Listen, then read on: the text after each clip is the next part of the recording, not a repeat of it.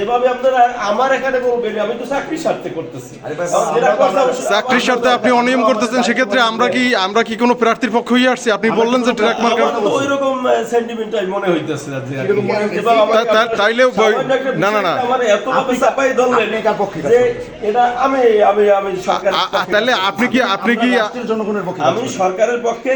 কালকে আমি সারাটা দিন কিছু খাই নাই, খাওয়ার মতো সময় পাই নাই কালকে রাতে। না, আপনি নিয়ম বললেন যে সিল মারতে পারবে না, সেক্ষেত্রে আবার আপনি আবার বললেন যে ভুল হইছে, তারপর এখন বলতেছেন আমাদের বলতেছেন যে আপনারা ট্রাক মার্কার পক্ষ হয়ে আসছি, কিন্তু তাইলে আপনি কার পক্ষে কাজ করতেছেন বলেন? জি অবশ্যই আছে। তারা তো আপনার মতো কেউ করলো না। আপনি কি ঘোড়া মার্কার পক্ষে কাজ করতেছেন? কেন? অবশ্যই। তাহলে আমাদের বললেন যে ট্রাক মার্কার পক্ষে কাজ করতেছি আমরা।